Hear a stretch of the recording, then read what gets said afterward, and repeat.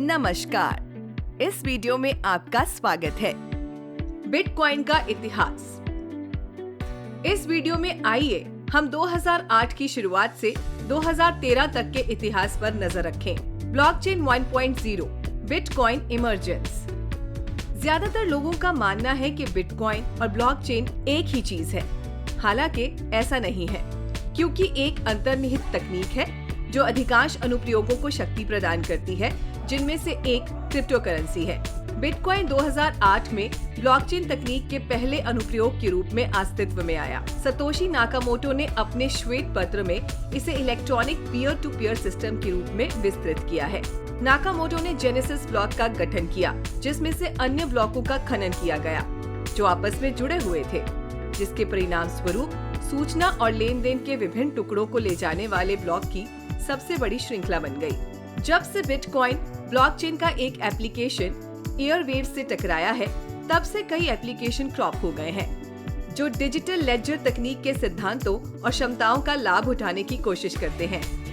नतीजतन ब्लॉकचेन इतिहास में उन अनुप्रयोगों की एक लंबी सूची है जो प्रौद्योगिकी के विकास के साथ अस्तित्व में आए हैं। 2008 में सतोशी नाकामोटो ने अपने श्वेत पत्र a peer to peer electronic cash system में वितरित ब्लॉकचेन की अवधारणा की।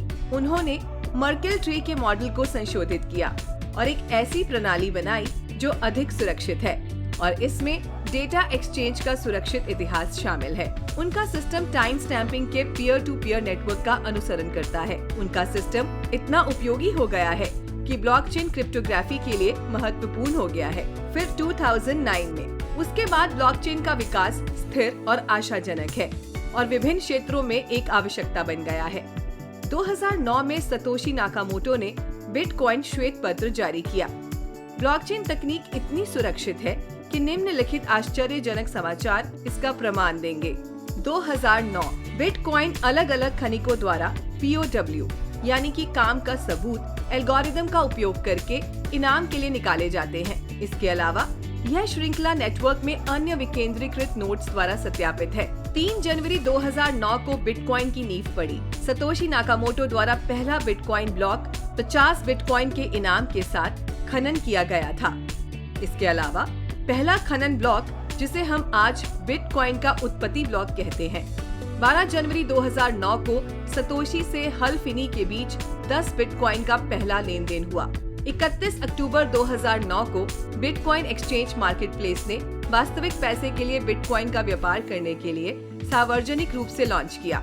इसके अलावा नाकामोटो ने समाचार और सूचना प्रसारित करने के लिए बिटकॉइन टॉक फोरम की स्थापना की। 2009 के बाद से आक्रामक रूप से बढ़ा है। 2012 तक बिटकॉइन अपने मूल्य के रूप में $250 तक पहुंच गया। जेम्स हावेल्स नाम का एक व्यक्ति यूनाइटेड किंगडम में एक IT कार्यकर्ता था। उसने 2009 में बिटकॉइन का खनन शुरू किया, जो ब्लॉकचेन का हिस्सा है, और 2013 में इसे बंद कर दिया। वह इस पर $17,000 खर्च करता है और रुकने के बाद वह अपने लैपटॉप के पुर्जे eBay पर बेचता है और ड्राइव को अपने पास रखता है, ताकि जब उसे बिटकॉइन पर फिर से काम करने की आवश्यकता हो तो वह इसका उपयोग कर सके। लेकिन 2013 में अपने घर की सफाई करते समय उसने अपनी हार्ड ड्राइव को कचरे में डाल दिया। उस हार्ड ड्राइव में कई सारे बिटकॉइन थे और अब उसके बिटकॉइन की कीमत करीब $127 मिलियन है। यह पैसा अब बिटकॉइन सिस्टम में अज्ञात बना हुआ है।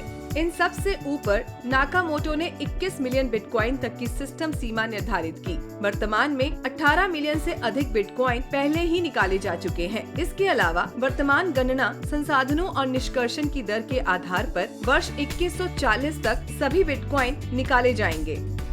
आशा करते हैं कि आप बिटकॉइन का अब तक का इतिहास समझ गए होंगे। हम जल्द ही और वीडियो लेकर आएंगे। जुड़े रहिए।